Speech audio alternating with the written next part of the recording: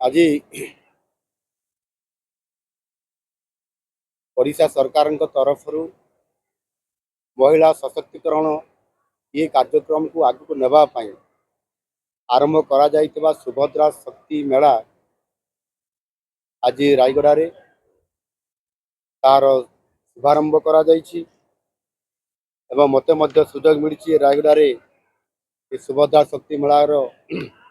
ये कार्यक्रम को उद्घाटन करने तेणु निश्चित भाव विशेष करी सुभद्रा योजना जो माने सामिल होती किभली भाव विभिन्न रोजगार भित्तिक काम परिवार जो सुजोग से आपंकर कुटीर शिल्प माध्यम हो छोट छोट व्यवसाय माध्यम हो जोड़ी होगापाई ये जो कार्यक्रम एवं से गोटे नुआ नव सृजन सृष्टि होगा सहित से सशक्त हो पारे व्यापार निश्चित भाव में बढ़ तेणु निश्चित भाव यह भौणी मानू एक शक्ति अर्थनैतिक दृष्टिकोण एवं सम्मान सहित आग को बढ़वार ये गोटे अपूर्व सुजोग आज आनी दौ ठीक से भाव में से तो किणा बिका निश्चित भाव में करें एवं एठिकार जो विशेष करी अनुसूचित जनजाति एवं अनुसूचित जाति एवं जो माने ए अंचल पछुआ वर्गर भी लोक मैंने अच्छा जो प्रोडक्ट जो जनजाति लोकंर प्रोडक्ट बहुत अच्छी सेगुड़िक आज जेभली भाव में राज्य स्तरीय जातीय स्तर अंतर्जातीय स्तर पर्यंत तार सुख्याति लाभ कर ये सुभद्रा शक्ति मेला हेबा द्वारा सेमानंकर प्रोडक्ट आहुरी दृढ़ता आसब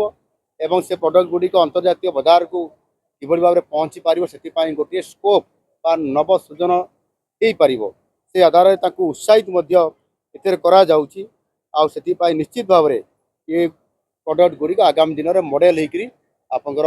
सामना को आसब आपाई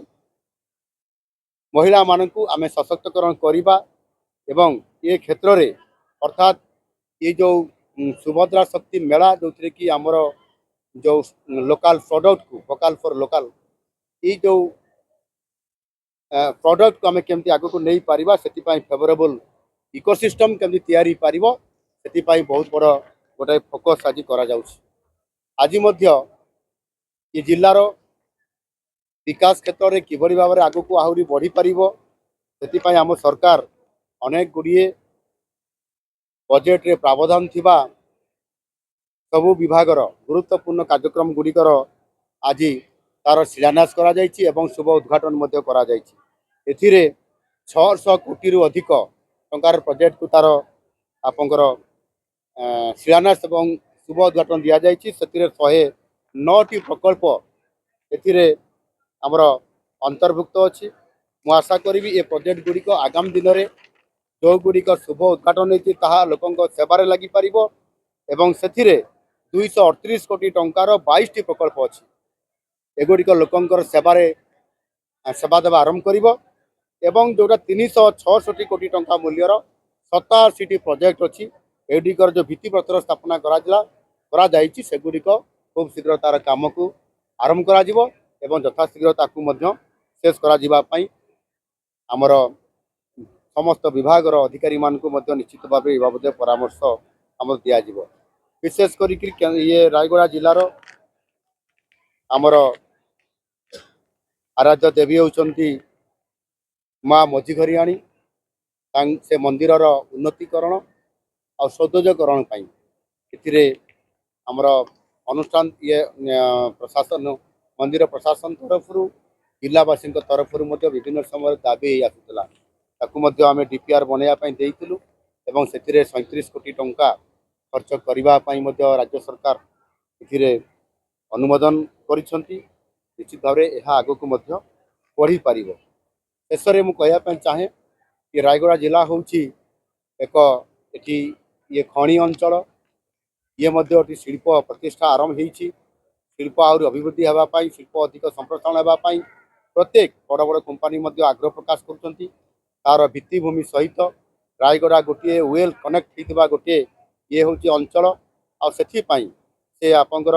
उत्कल आलुमिना कहतु आदित्य आलुमिना कहतु आपंकर वेदांतर कथा कहवा एवं आहुरी अनेक प्रोजेक्ट जो मैंने ये आसपा चाहते Utkarsh Odisha make in Odisha conclave 2025 जो कार्यक्रम आज अधिक शिल्पायन करने राज्य सरकार नीतिगत भाव में निष्पत्ति नहीं